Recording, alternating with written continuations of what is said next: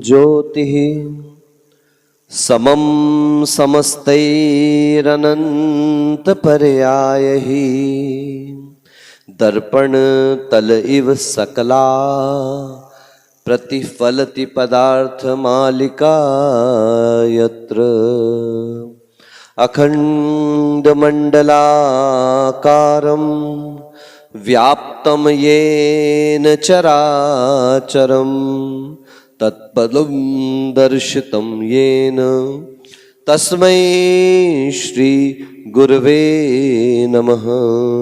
तस्मै श्री गुरवे नमः।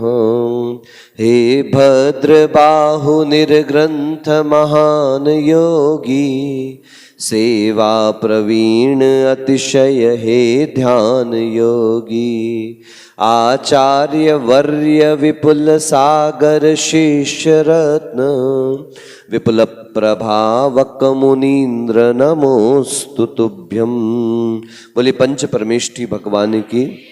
मोला एक श्री चैतन्य चमत्कारी चिंतामणि पार्श्वनाथ भगवान की जय। संगत से मोला एक श्री 1008 अजितनाथ भगवान की जय। 24 तीर्थंकर भगवान की जय। श्रमण कुल पितामह चारित्र चक्रवर्ती प्रथम आचार्य गुरुवर्षि शांति सागर जी मुनि महाराज की जय। परम पूज्य तृतीय पट्टाचार्य श्री धर्म सागर जी महाराज की जय। परम पूज्य षष्ठम पट्टाचार्य श्री अभिनंदन सागर जी महाराज की जय। परम पूज्य समाधि साधक सरल मना आचार्य श्री विपुल सागर जी महाराज की जय। साक्षात विराजमान अतिशय योगी प्रज्ञापुंज ध्यान योगी आचार्य श्री भद्रबाहु सागर जी महाराज की जय। अहिंसा परमो धर्म की जय। द्वादशांग जनवाणी माता की जय। बोले परम पूज्य मुनि भाव सागर जी महाराज की जय। समस्त आचार्य संघ की जय।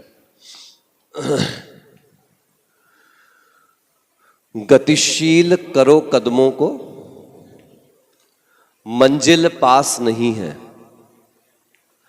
गतिशील करो कदमों को मंजिल पास नहीं है। ये काल चक्र गतिमान किसी का दास नहीं है। और मिली पुण्य से उन श्वासों को सार्थक कर डालो तुम, क्योंकि श्वासों का पल भर भी विश्वास नहीं। बंधु, हमारा सारा जीवन एक हवा भरे हुए फुग्गे के समान गुजर रहा है। जैसे उस फुग्गे के अंदर हवा भर दी जाए, उसका भार नहीं बढ़ता लेकिन आकार बढ़ जाता है। क्या बढ़ जाता है बोलो? भार तो नहीं बढ़ता लेकिन आकार बढ़ जाता है। और वो आकार भी उतनी देर का रहता है जब तक वो हवा उसके अंदर भरी रहती है।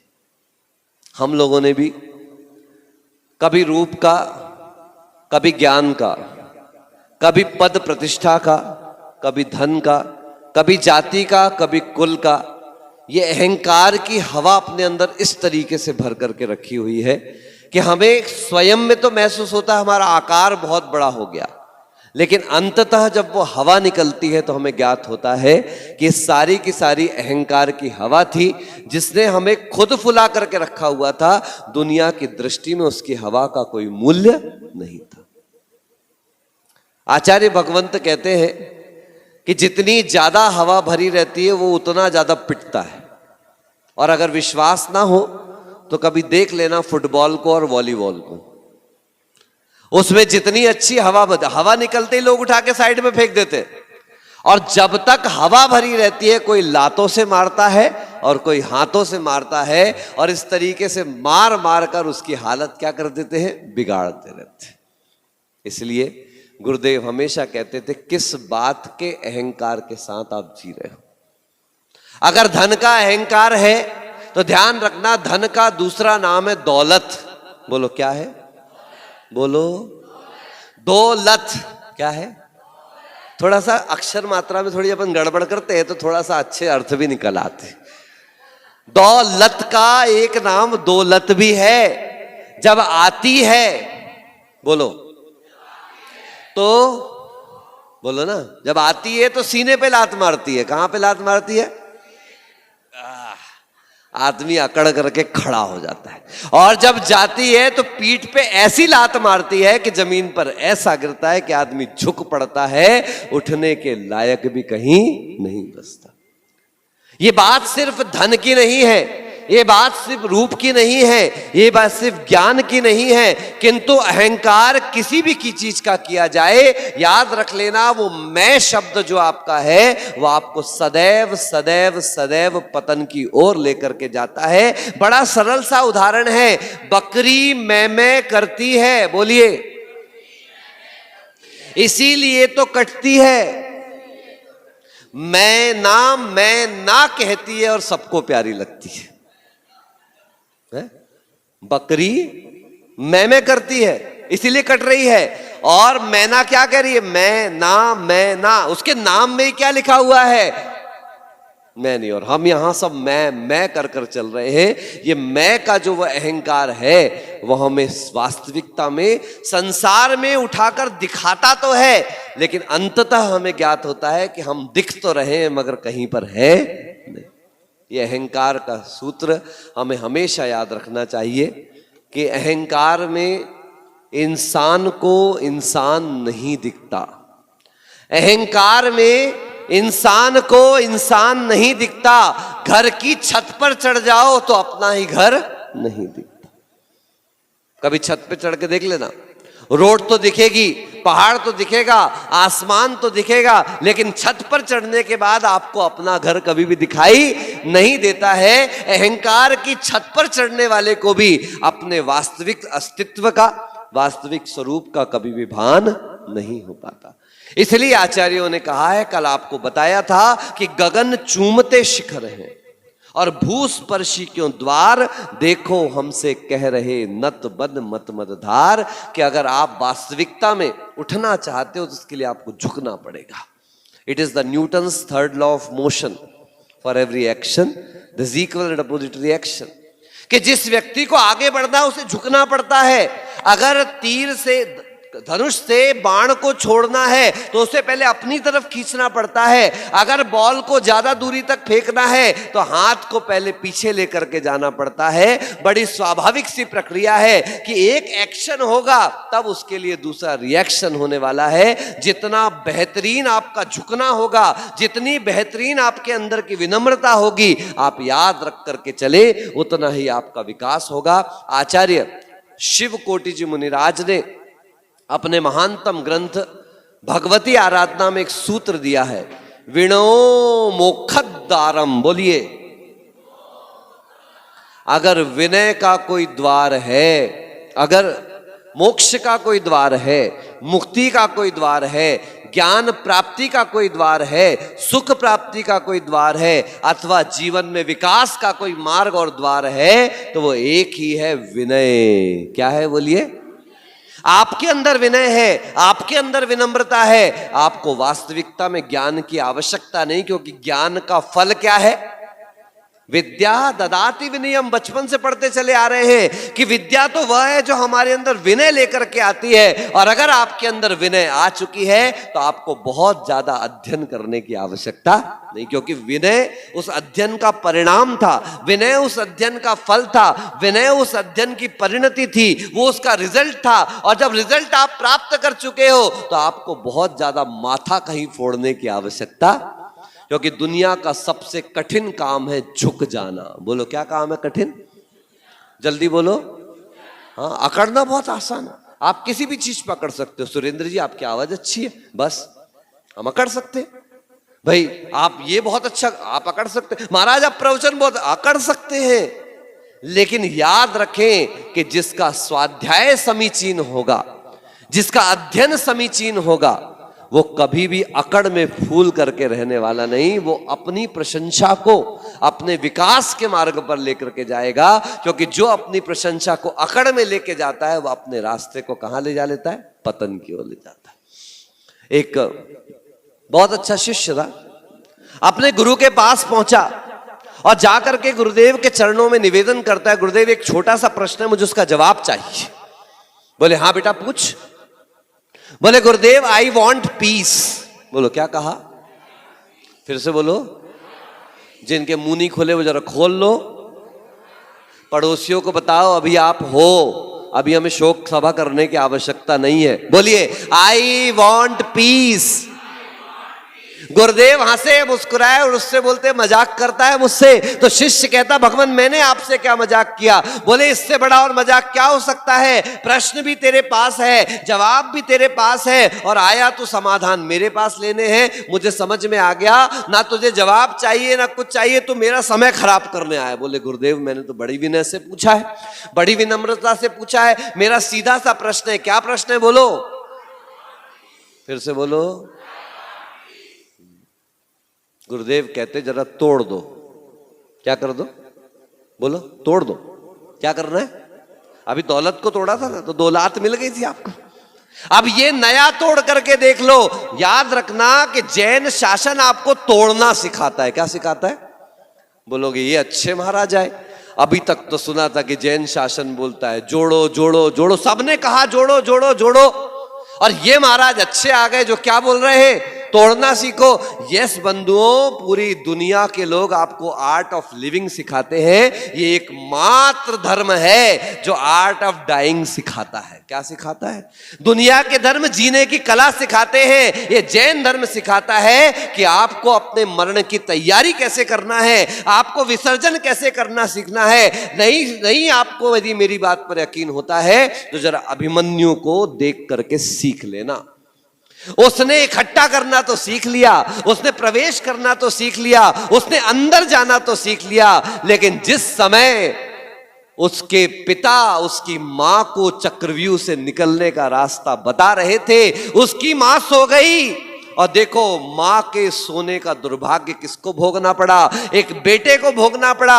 अभिमन्यु गर्भ में थे और उनकी मां जब चक्रव्यूह में प्रवेश का रास्ता सुन रही थी तब तो जाग रही थी, लेकिन जब चक्रव्यूह से प्रवेश का रास्ता बताया जा रहा था मां सो गई। मां क्या सोई? बच्चे का भाग्य सो गया। उसने प्रवेश का रास्ता तो सुन लिया लेकिन उससे निकलने का रास्ता नहीं सुन पाया।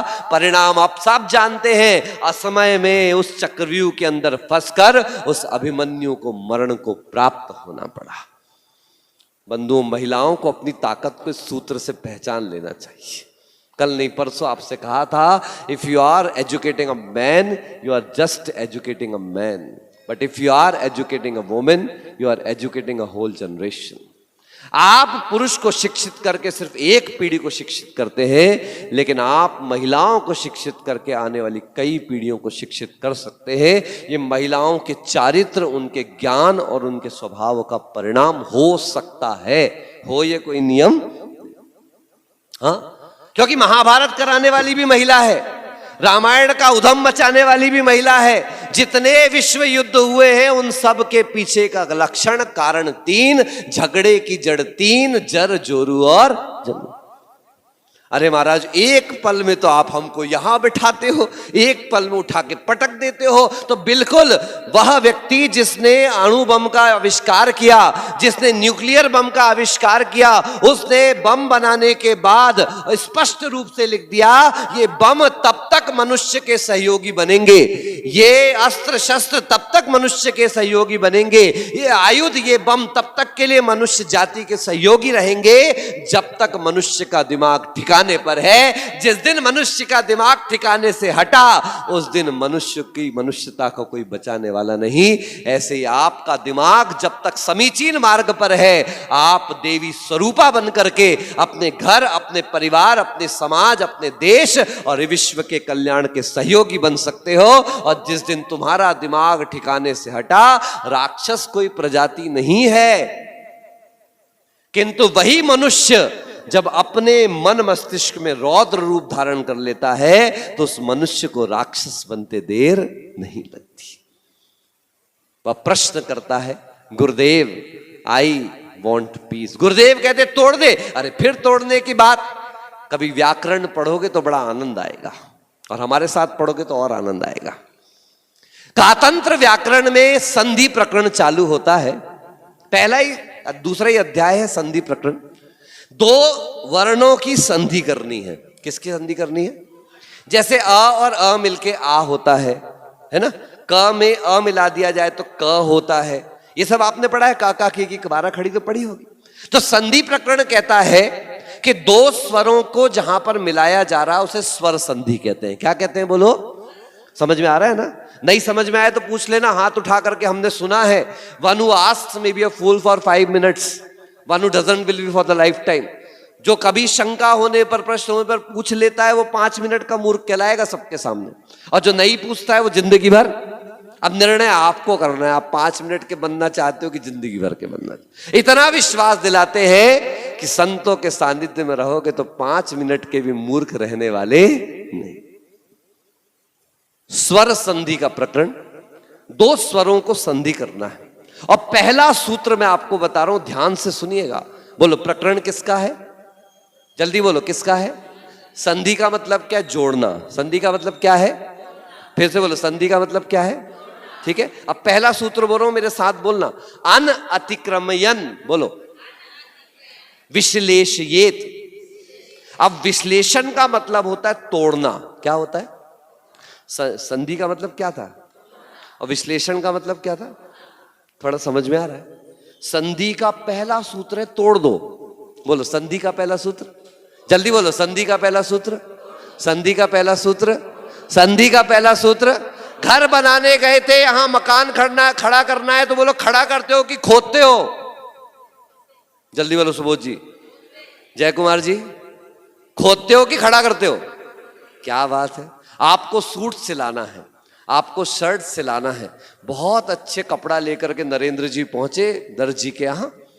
इसका अच्छा कुर्ता सिल दो। कुर्ता ज्यादा पहनते, बोलो कुर्ता सिल दो, लेकिन मेरे सामने सिलना पड़ेगा। दर्जी कहता नहीं घर जाओ तो हम सिल देंगे, नाप ले लिया हमने। नहीं मेरे सामने सिलो। वो दर्जी कहता भाई मैं तुम्हारे सामने नहीं सिल सकता। बोले नहीं मेरे सामने सिलो। बोले ले मरना है तो मर, मैं क्या कर सकता हूं, जब मैं मना कर रहा हूं जाओ घर में सिल दूंगा। बोले नहीं मेरे सामने सिलो। नरेंद्र जी तो बिल्कुल अड़के खड़े हो गए।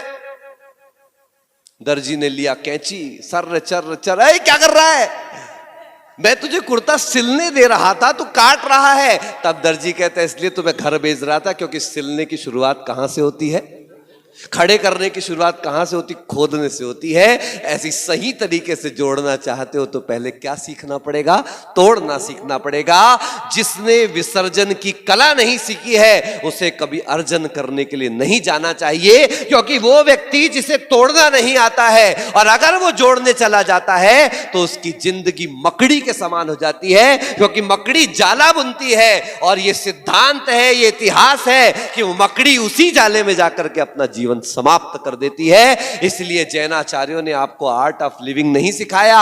वो आपको पहले कहते हैं कि आप मरने की कला सीखिए। कल नहीं परसों नरेंद्र जी वगैरह सब कमरे में बैठे थे, चर्चा चल रही थी, तो ये बात आई कि जब मुनियों के आचरण का ग्रंथ लिखा गया मूलाचार, कौन सा आचार? उसका पहला अध्याय मूल गुण अधिकार, मुनियों के कौन कौन से मूल गुण होते हैं? 28 मूल गुण होते हैं, बता दिया।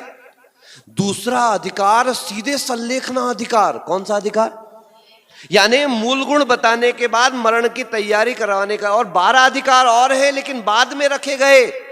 आहार कैसे करना, ये कैसे करना, वो कैसे करना। तब आचार्य कहते हैं सुनो, जिस दिन जीवन मिला है उसी दिन से जो व्यक्ति मरण के लिए तैयार हो जाता है उस व्यक्ति के अंदर से मरण का डर समाप्त हो जाता है।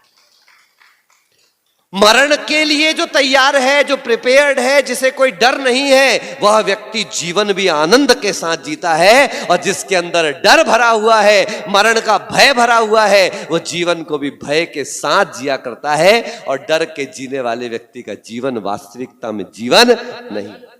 अरे कल क्या होगा इस चिंता में, मरने के पहले मरना क्या? तो गुरुदेव ने कहा आप तो अब समझ गए होंगे कि पहले कौन सी कला आनी चाहिए? तोड़ने की कला। संसार में जोड़ने की कला आनी चाहिए। और ये मोक्ष मार्ग और धर्म का मार्ग कहता है भैया तुझे तोड़ने की कला आनी चाहिए। तभी तो जब घर से निकलते हो तो गुरुओं ने कहा मोबाइल घर पे छोड़ करके आओ, नहीं तो यहां पर भी चलता रहेगा चलो बुलावा है। वो एक सज्जन आए, अभी पिछले गांव में बड़े महाराज जी की भैया वृत्ति कर रहे थे। वैसे महाराज जी थोड़ा कम ही कराते हैं, क्योंकि रीजन क्या है, लोग आते हैं ठीक ठाक करने और ठोक ठाक के चले जाते हैं। तो बड़े महाराज थोड़ा कम ही छूने देते भैया, जिसका समझ में आता उससे ही कराते। अब एक सज्जन भैया वृत्ति कर रहे हैं बड़े महाराज की। 2 बार फोन बजा, उनने साइलेंट कर दिया, फिर साइलेंट कर दिया, फिर साइलेंट कर दिया। तीसरी बार में थोड़ा सा हम लोगों की नजरें भी थोड़ा तेज ही रहती हैं। नजर पड़ गई भैया फोन किसी विशेष का ही बज रहा है, तब तो बार बार घंटी बज रही है। तब तीसरी बार में नजर पड़ी तो फोन में लिखा हुआ था जान। क्या लिखा था? बोलो ना। अरे क्या शर्म करते हो, लिखते तो हो ही सब, तो बोल भी दो। मानते हो कि नहीं मानते हो? सुरेंद्र जी, सरिता भाभी को जान मानते हो कि नहीं मानते? अरे भाई, जिसके हाथ में अपनी जान सौंप के रखी हुई है वो भोजन में नमक डाल रही कि जहर डाल रही है? बताओ, सोचो, विचार तो करो। एक दिन कभी टेस्टिंग करवाई कि सरिता ने नमक डाला है कि जहर डाला है? कभी करवाई टेस्टिंग? नहीं करवाई। अरे इतना विश्वास तो जानी तो हुई आपकी, और क्या। हाँ, एक बार एक पति पत्नी में विवाद हो गया। पत्नी तो शांत थी, पतिदेव आए ऑफिस से, गुस्से गुस्से में आए, आकर के बैठे जैसे खाने के लिए। पत्नी ने लाके भोजन पर सब, पतिदेव ऑफिस की टेंशन से तो आए थे। अब पत्नियों की एक सामान्य आदत होती है, पूछती है भाई ठीक तो बना है? अब ये मत पूछना आपको कैसे पता, आपकी तो हुई नहीं। भैया बारात में शादी तो नहीं करी, बारात तो बहुत नाचे इसलिए पता तो है। तो हाँ, उसने पूछा भाई कैसा बना है, क्या बना है भोजन? तो पतिदेव कहता है एकदम गोबर जैसा बना के रख दिया। पत्नी ने सोचा चलो मूड ठीक नहीं, बड़े प्यार से कहती है पत्नी, अरे वाह, मेरे साहब ने भी क्या क्या चख के रखा हुआ है। क्या देखो, एक सेकंड में सारा माहौल शांत हो गया। अगर पत्नी भी चढ़ बैठती तो वाद विवाद खड़ा हो जाता और मजे पड़ोसी लेते। इसलिए एक तलवार बन जाए तो दूसरे को तलवार नहीं बनना है, एक तलवार बन जाए तो दूसरे को म्यान बन करके तैयार हो जाना है। अब कुछ दिन बाद समय फिर आया, बारिश का मौसम था, पतिदेव थके हारे तो आए थे पर बड़े खुश थे। बारिश का मौसम देखकर देखा पत्नी तो पकौड़ियां तल रही है। पतिदेव किचन में ही पहुंच गए और जाकर के पत्नी से कहते एक काम करना, ये तो बनाई थोड़ी हरी चटनी भी बना ले। हाँ खा लो, घास फूस खाना, गधे जानवर तो हो एक नंबर के, घास ही फूस चाहिए इनको तो। गुस्से में थी, टेंशन में थी भैया, कुछ काम में बिजी होगी। अब जैसे उसने हरी पत्ती की चटनी कहा तो बोले हाँ जानवर हो, खा लो तुम तो हरी पत्तियों की चटनियां पूरी। पतिदेव को लगा गरम गाड़ी, अपन तो चलो चुपचाप। वो जाके अपना शांति से सोफे पे बैठ गए। अब थोड़ी देर बाद पत्नी को महसूस हुआ यार उसने गलत क्या कहा था, चटनी तो मैं बना ही रही थी, मैंने ऐसा बुरा क्यों बोल दिया। उसे बहुत एहसास हुआ। देखो, जवाब ना देना लाजवाब है।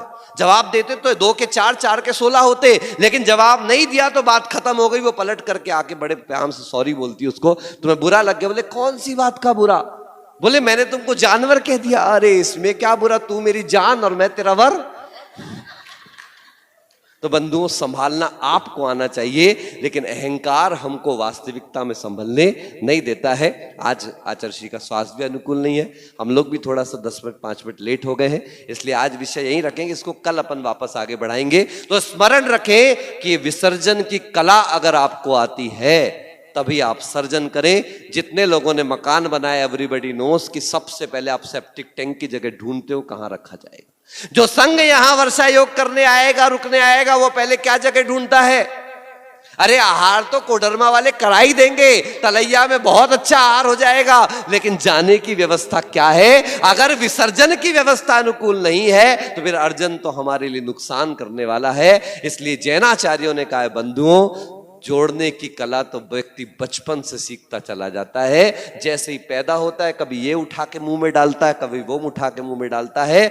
जो छोड़ने की कला सीख जाता है वही वास्तविकता में अपने जीवन और